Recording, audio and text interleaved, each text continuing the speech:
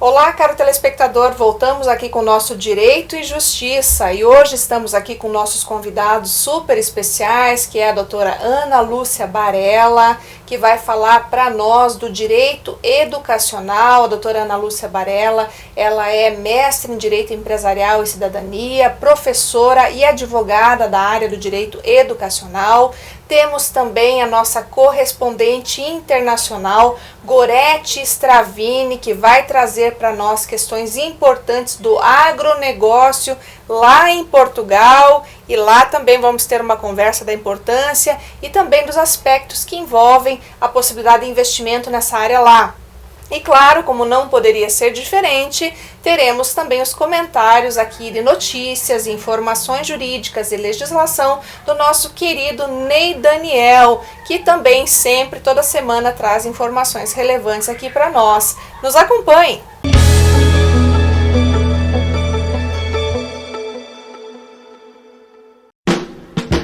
A Casa Osório resgata a tradição do melhor servir em um desfile dos melhores vinhedos do mundo.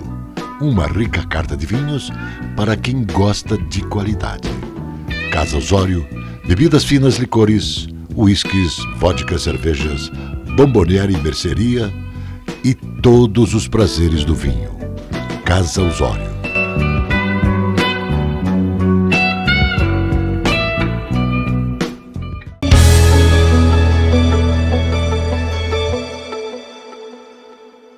E agora, como não poderia deixar de ser, a nossa querida jornalista e correspondente internacional Gorete Stravini, que vai tratar conosco hoje de uma temática importante tanto para nós brasileiros, quanto também para aqueles que estão lá em Portugal, para os portugueses também, já que o nosso programa também é veiculado lá em Portugal. Gorete, fala para nós aí dessa temática tão importante que é o agronegócio, e se é um bom investimento.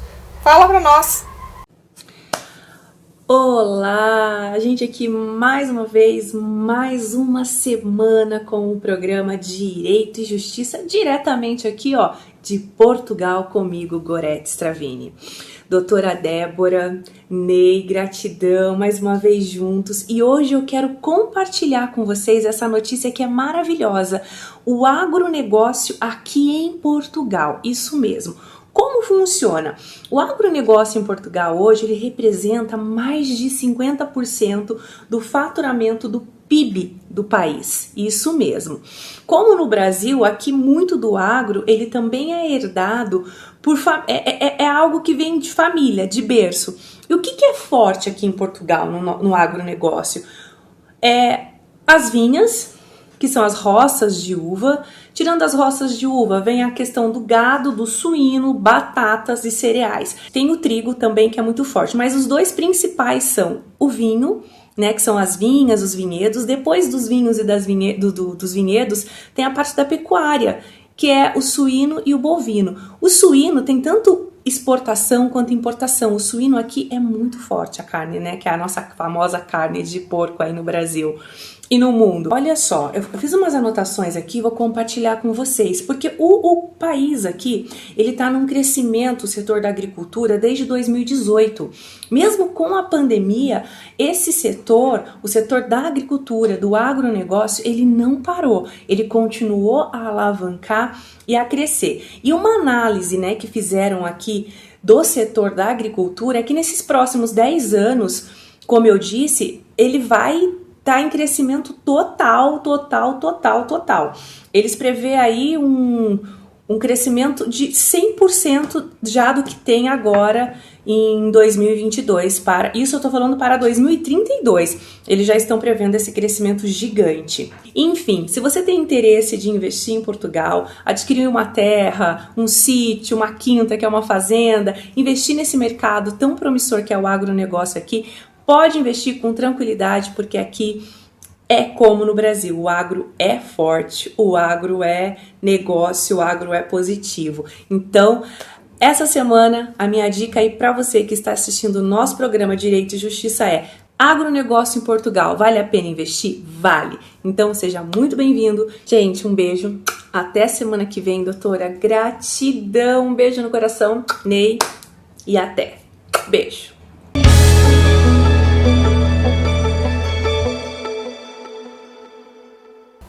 Ney, agora é a sua vez. O que você tem para nos contar hoje sobre atualidades do mundo jurídico? Estamos esperando, com certeza vai ter muita informação para o nosso telespectador. Vamos lá? A mensagem agora é para o produtor rural. STJ entendeu que produtor rural que exerce atividade empresária há mais de 2 anos pode requerer a recuperação judicial, desde que comprove a atividade empresária ou que esteja inscrita junto à junta comercial. Neste momento, a recuperação esta que pode ser um alívio, um auxílio ao empreendedor e que também pode evitar até a dispensa de colaborador. Gostou dessa? Então encaminhe uma mensagem para nós no nosso Instagram, digite lá, @programa Direito e Justiça e saiba mais. Dos 100 imóveis vendidos no Brasil, aproximadamente 30% não possuem documentação legal e são vendidos de forma irregular. Pensando nisso, foi instituída e criada na cidade de Curitiba, no Paraná, a empresa Domínio Legal Soluções Imobiliárias. Empresa esta que possui carro-chefe a regularização dos imóveis. Além da regularização dos imóveis, a empresa também atua na gestão de loteamentos e na gestão de incorporação imobiliária. A empresa está localizada na Rua Padre Anchieta, no número 2443, no Conjunto 18, na grande capital paranaense, Curitiba. Ligue para 41 3044 1656 ou encaminhe uma mensagem no WhatsApp, o 419 9985 9429. Regularize seu imóvel. Domínio Legal Soluções Imobiliárias. Você que está pensando comprar ou vender imóvel, vamos falar um pouquinho do imposto ITBI. Em suma, o STJ entendeu que a base de cálculo do ITBI deve ser realizada pelo valor informado pelo contribuinte e não pelo valor informado unilateralmente pelo município. Ou seja, pelo valor de mercado informado e declarado pelo contribuinte. E trazendo em si os pressupostos da boa-fé pela pessoa física ou jurídica.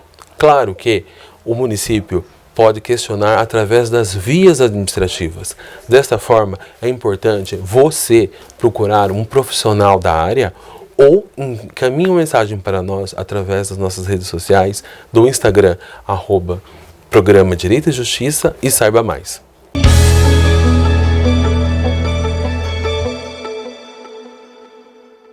Agora, nesse retorno, como eu prometi para vocês, vamos falar com a doutora Ana Lúcia Barella. Então, doutora Ana Lúcia, que prazer em tê-la aqui.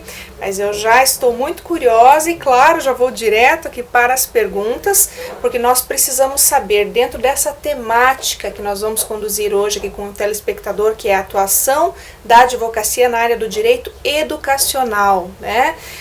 Dentre as suas experiências profissionais, que eu sei que são inúmeras, já te conheço há muito tempo, te admiro muito, sei da tua competência, especialmente dentro do direito empresarial, direito administrativo. Por que você escolheu justamente a área do direito educacional, doutora Ana? Pois é, obrigada pelo convite, agradeço a oportunidade de vir aqui falar de um tema tão diferente, né? Bom, eu sou professora há cerca de 20 anos de Direito Fundamental e a educação me é muito cara, então o direito educacional é uma área que me é afim. Eu tenho experiência com ensino fundamental há muitos anos e acabei também aproveitando a experiência dentro do direito para atuar na Secretaria de Educação, para estar próximo dos contratos educacionais. Então a gente tem esse conhecimento dentro do direito com a educação, tanto lá na ponta quanto com a educação lá da secretaria, e para poder atuar de forma ampla nesse ramo que é diferente, né? Não é todo mundo que atua, então, porque tem um conhecimento também um pouco mais específico para isso. É isso que é interessante, né, doutora? Até o público que nos acompanha aqui com certeza vai achar diferente, porque a gente está muito acostumado com direito civil, com direito empresarial, direito tributário, né? Até trouxemos entrevistados nas semanas anteriores que falaram, né, muito bem sobre direito do trabalho, recuperação judicial. Então, assim, falar do direito educacional é algo assim muito caro, especialmente na nossa realidade, a realidade brasileira, que, como se sabe, já é difícil acesso ao direito, que dirá ao direito educacional, E ninguém melhor do que você aqui, minha amiga, para nos dizer o que é o direito educacional, como funciona, né, quais são essas nuances, toda essa realidade que você enfrenta, que é admirável, né, dentro do nosso país, você assumir e levantar justamente isso para nós, essa temática que é das mais caras, das mais relevantes. A área da educação é uma área que é importante para todas as outras, né? Então, a gente garantir o direito à educação, garantir o direito aos programas sociais ligados à educação, que são muito específicos, atuar em conjunto com as escolas também particulares, porque elas são empresas, né? Elas são um tipo de empresa, mas elas estão num ramo muito específico em que a gente tem que ter um cuidado, um olhar diferente para a prestação de serviço que é dada. Então, o direito educacional, ele vai abranger toda a área da educação de forma ampla.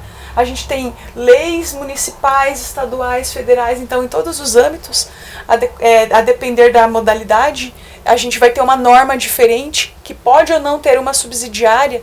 Então, os municípios têm normas, decretos, leis, regulamentos, que tem, e em todas as esferas podem ter essa diversidade. Então, atuar no direito educacional tá pensando de forma ampla o direito tanto público quanto privado, porque esse direito está dentro da esfera da educação pública e dos programas sociais, assim como está na possibilidade de atividade econômica na área privada com a prestação do serviço de educação. Então a gente poderia dizer que nesse sentido haveria então uma convergência entre o direito educacional, o direito privado e o direito público, doutora Ana? Isso.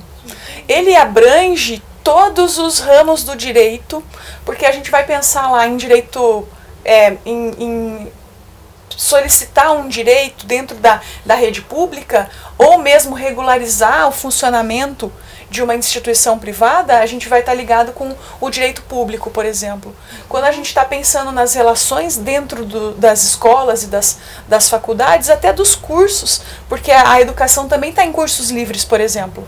A gente pensa, às vezes, quando pensa em educação, pensa lá na escola pública fundamental, de repente. Mas é muito amplo. A gente pensa desde os pequenininhos, lá na educação infantil, até ao nível universitário, e cursos livres, cursos pós-graduação. Então, a gente tem essa gama toda e essa convergência, como bem você colocou, entre o direito público e o privado e os diversos ramos do direito. Entendi, porque quando a gente fala em ramos, né, a gente sempre salienta aqui, por isso que o programa Direito e Justiça, ele se presta a isso, é o nosso papel social. Porque quando a gente está diante do direito, da advocacia, de forma geral, né, dos operadores do direito, a gente não consegue identificar, o nosso público, né, ele é sedento por esse tipo de informação. Nós não conseguimos muitas vezes distinguir, né, mas essa área faz exatamente o quê? A que se presta? Qual é a atividade, né? Como a gente sempre falou aqui, né? Muitas vezes até eu cito muito a advocacia porque a gente enxerga muito, né? Até para o nosso público, né? Conhecer, ele olha um escritório e na placa tá lá, direito civil, direito, né? Contratos, sucessões, enfim, inventário, trabalhista, mas tem que entender que existem ramos do direito. E dentro desses ramos do direito, que a gente já falou de muitos aqui, existe também o direito educacional. Isso. E dentro do direito educacional, com certeza, doutora, existem especificidades. Isso. E essas especificidades que o nosso público, nosso telespectador, precisa conhecer. E com certeza você vai saber muito bem falar sobre isso para nós.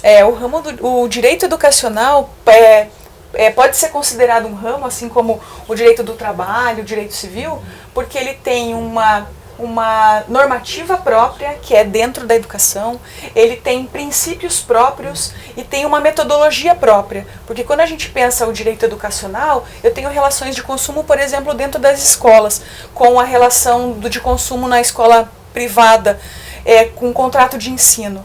Mas eu não posso romper um contrato assim como eu rompo um outro contrato na esfera do direito civil ou de consumidor. Porque eu tenho um propósito dentro da escola e ele vai estar ele representa um dos princípios, que é o direito à educação, por exemplo, de forma ampla. Eu não posso impedir o aluno de continuar os estudos porque ele não está pagando a mensalidade, por exemplo. Então a gente tem o direito educacional efetivamente como um ramo, porque ele tem essa normativa, essa metodologia, esse raciocínio e até decorrente de tanta judicialização, sabe, da educação, a gente já tem até jurisprudência dentro do direito educacional. Então, o direito educacional, ele é específico porque eu vou atuar em parceria ou um paralelo com outros ramos, mas com uma visão de direito educacional, com aqueles princípios e metodologias da educação, voltadas para a educação. Ou seja, né, acho que isso é bom frisar aqui, né, que nós precisamos interagir com as demais áreas do direito, né? O fato da doutora Ana trabalhar com o direito educacional não a impede, e na verdade, até mais importante do que isso, nos obriga de forma geral, né, doutora, independentemente do ramo, a conhecer os demais, porque nós vamos trabalhar com contratos, nós vamos trabalhar com obrigações, né? E são ramos ali dentro do direito civil, isso mesmo, né, que são imprescindíveis para a gente, por exemplo, operar no direito educacional. Isso mesmo. Então, para isso, tem que haver essa convergência, né, essa necessidade de entender, de compreensão, para que se possa atuar de forma efetiva e, claro, como a doutora Ana Lúcia sempre tem feito, dentro da atuação dela, que eu conheço, posso falar, que é exemplar, né, e não só por ser minha amiga, eu trago aqui justamente para compartilhar com vocês que é uma profissional de peso, de calibre, que realmente faz jus ao seu título, à sua formação no direito, né, a sua carteirinha da OAB, né, que a gente sempre fala, né, que o bom advogado deve prezar justamente por isso, por atender, né, a ética, né, o nosso estatuto da advocacia, isso é importantíssimo, zelar e realmente fazer valer aquela nossa promessa, aquele nosso juramento que nós fizemos lá, né, quando realmente ingressamos nos quadros da nossa Ordem dos Advogados do Brasil. Mas, doutora, considerando esses aspectos que nós tratamos aqui, né, da importância dessa interação das áreas, o que leva um advogado a escolher justamente a área do direito educacional? Além da afinidade com a educação, com esse interesse em garantir a educação, é um mercado muito específico. Então, a especificidade hoje em dia, ela é necessária. Porque quando a gente pega um advogado que faz de tudo, ele acaba não fazendo bem feito, né? A gente se suspeita de que não vai fazer bem feito quase nada. Então, a gente se especializa porque tem essa afinidade com a educação, mas também porque tem mercado. A gente acaba... não é um ramo que a gente escuta tanto ser comentado, mas ele tem uma ampla gama para atuação. Então, o advogado que tem interesse nessa área, que tem uma afinidade com a educação, tem muito campo para atuar. Isso daí vai levar a pessoa também a se especializar num ramo, né, que ainda tem muito a crescer. Não, com certeza. Eu acho que isso é essencial aqui pra gente, né? Porque até algum tempo atrás, pode dizer talvez uma década ou duas, né? Nós tínhamos segmentos muito específicos do direito, né? Não havíamos tanta tecnologia, né? Não havia uma necessidade premente de você ter ali um advogado para cada área de atuação, porque o direito, né? Ele foi caminhando e foi se desenvolvendo, né? À medida que as coisas foram acontecendo. Mas hoje, pessoal, isso que a doutora Ana frisou aqui para nós é essencial e eu sempre bato nessa tecla. Quem me conhece aqui sabe que eu prezo sempre pela boa advocacia. Independentemente da área da operação do direito, seja desembargador, seja advogado, seja professor, você tem que escolher. Você tem que escolher para você bem oferecer aquilo que você vai entregar. Com qualidade. Com qualidade. Então, a qualidade é essencial, especialmente aqui quando a gente trata da advocacia, né? Isso é muito sério, gente, é muito sério. Não dá mais para se admitir que alguém seja generalista. Não dá para ser clínico geral do direito. A gente não vai tratar o joelho com um clínico geral, a gente vai no ortopedista. Exatamente. Com a advocacia é o mesmo raciocínio. Exato. Precisa que o advogado conheça. Quanto mais a gente atua na área, mais especialista a gente se torna. Exatamente. A gente vai saber olhar aquilo e resolver de forma adequada, não dar um jeito.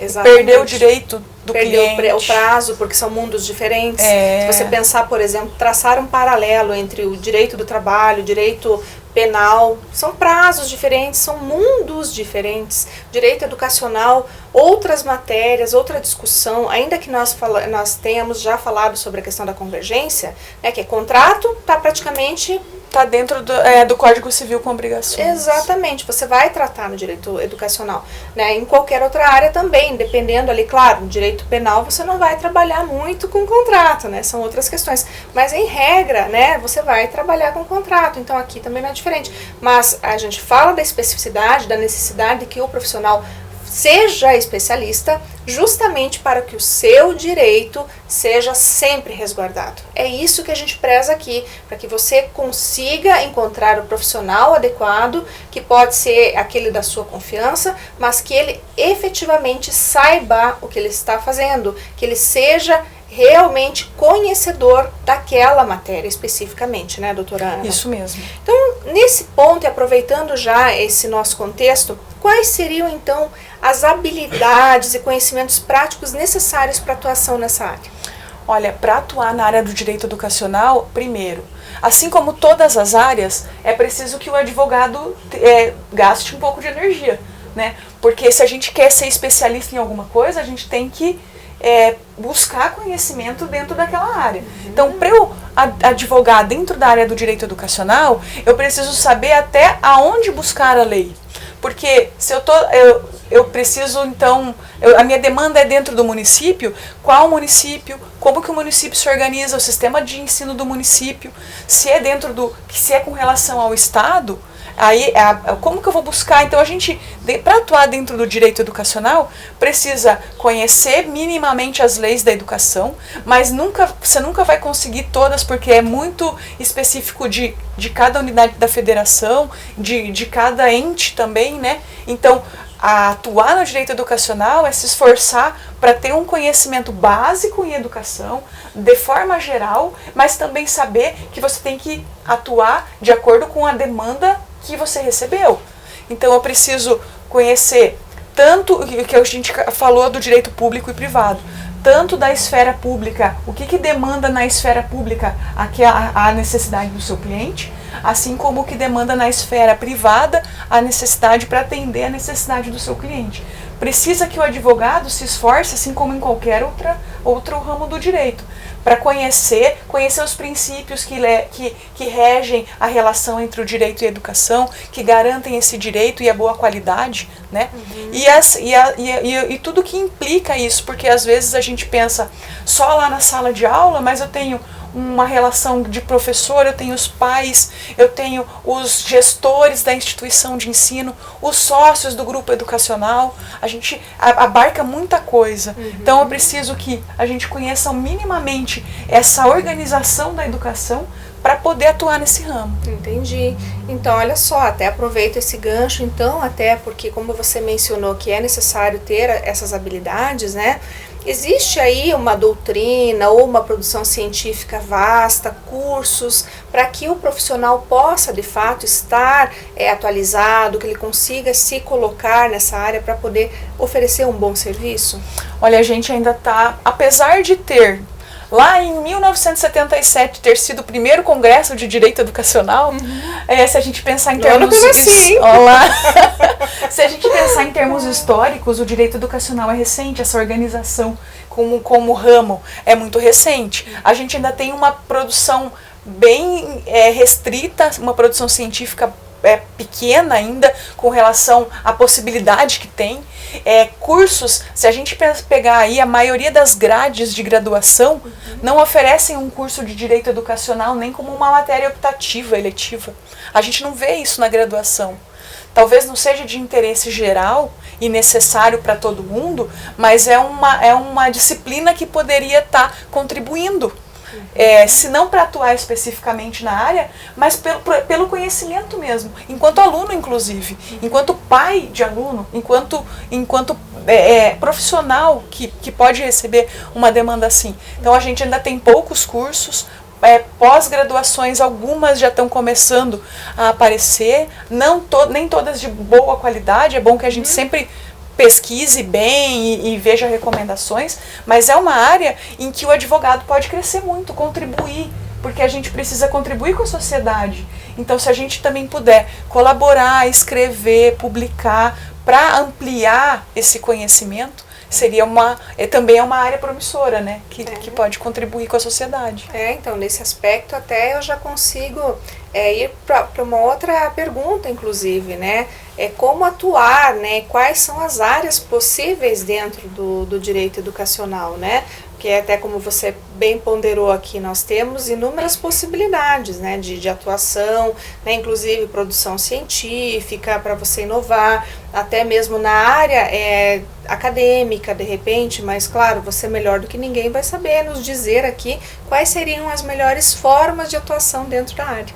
Dentro do direito educacional, a gente pode atuar com relação à instituição, a gente pode atuar com relação à comunidade escolar. Então, o profissional que tem interesse em atuar no direito educacional, ele pode atuar tanto lá na ponta, eu posso atender pai de aluno com a demanda do filho. Vamos imaginar aí que eu tenha uma criança com uma restrição alimentar. A gente tem um Programa Nacional de Alimentação Escolar. Então, lá na rede pública eu posso demandar administrativamente que essa necessidade alimentar da criança seja atendida, por exemplo. Então, eu posso pensar lá na ponta com a criança ou com o adolescente ou com um aluno da graduação, da pós-graduação, com relação às demandas dele lá da ponta. Posso pensar com relação aos professores, porque ainda que a gente fale de direito do trabalho, e a gente daí forma parcerias também quando necessário, por causa dessa transversalidade do direito educacional com relação às outras áreas, mas a gente tem especificidades. O professor tem hora-atividade, por exemplo, tem uma organização de carga horária diferente.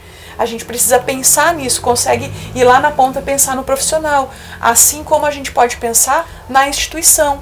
Eu preciso regularizar as instituições de ensino, eu preciso organizar essa instituição de ensino, garantir, por exemplo, básico, um contrato educacional adequado, executivo, porque assim, se eu fizer uma matrícula e eu não tiver os elementos mínimos para que aquele contrato se torne um título executivo, a instituição pode perder aquelas mensalidades não pagas. Então, a assessoria jurídica nesse sentido é fundamental. A gente pode atuar desde lá da ponta até aqui, junto com a administração pública, com a gestão da administração pública, tanto no âmbito público, da rede pública de ensino, quanto na particular. E com relação a cursos livres.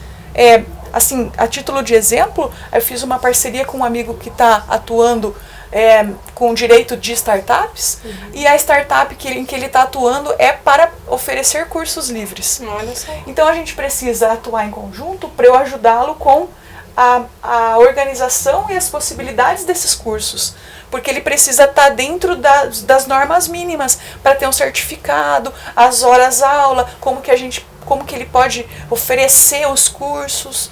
Então, a gente faz essas parcerias e tem uma ampla possibilidade de atuação. É muito vasto. Dentro do direito educacional, a gente pode escolher dentro do direito educacional o que atender. Nossa, que bacana, né? Olha só, telespectador, quão rico essa possibilidade que a doutora Ana está nos trazendo. Na verdade, quão rica é. Se nós pensarmos que o direito educacional nos possibilita tudo isso, né? E ainda mais, né, considerando que todos falam que a advocacia, o direito de forma geral está saturada, né? Então, olha só a oportunidade que se abre. E o legal aqui é que a doutora Ana, ela já era professora e ela aproveitou, né, esse conhecimento que ela já tinha anterior, engajou-se, né, com essa possibilidade do direito educacional e agora está aí prestando um excelente serviço, né? Claro que além de tudo, claro, a gente se remunera, mas é também para a sociedade, para trazer isso para nós aqui hoje, inclusive para nos ensinar aqui hoje. Eu estou aprendendo muito contigo, a gente tem que contribuir, né? Uhum. A gente tem que contribuir com a sociedade. Agradeço muito, pessoal. Bom, mas é isso. Eu agradeço a tua audiência sempre. Obrigada.